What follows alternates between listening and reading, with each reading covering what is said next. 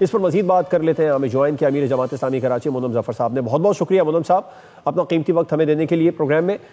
شہر میں جو صورتحال ہے وہ تو سب کے سامنے ہے. جو کچھ ہوا وہ پہلے نہیں دیکھا گیا.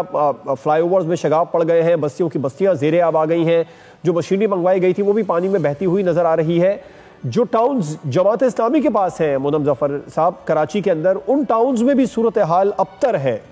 کیا وجہ ہے؟ کیا جماعت اسلامی نے قبل اس وقت اقدامات نہیں کیے تھے علاقوں میں؟ بہت شکریہ جناب. اچھا دیکھیں, آپ نے جماعت اسلامی کے 9 ٹاؤنز کا تذکرہ کیا ہے.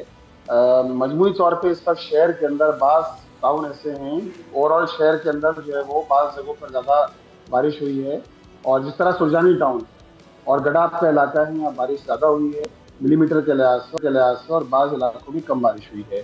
جہاں تک جماعت اسلامی کے ٹاؤن ہیں, آپ دیکھیں ناظم آباد ہے, نارتھ ناظم آباد ہے, اور اسی طرح لیاقت آباد, گلبرگ نئی کراچی, لیاقت آباد, گلبرگ نئی کراچی, گلشن, جناح ٹاؤن, مجموعی طور پہ سب جگہ جو ہے وہ جو بھی کام کیے جا سکتے تھے انٹرنل نالوں کی صفائی کے وہ کام کیے گئے ہیں.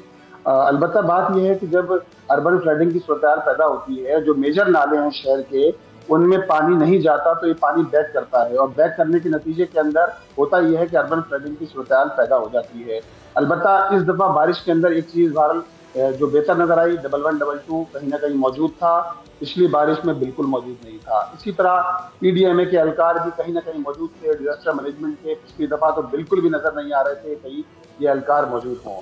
خاص طور پہ جو میجر مسئلہ یہاں ہمارے ٹاؤنز کے اندر آتا ہے, لیاقت آباد ٹاؤن کے اندر غریب آباد, لیاقت آباد, ناظم آباد انڈر پاسز, ان انڈر پاسز کے اندر پانی جب بھر جاتا ہے اور کوئی عملہ موجود نہ ہو, کے ایم سی کہیں نظر نہ آ رہی ہو, تو اس کے نتیجے میں یہ ہوتا ہے کہ لوگوں کو بہت مشکلات کا سامنا ہوتا ہے.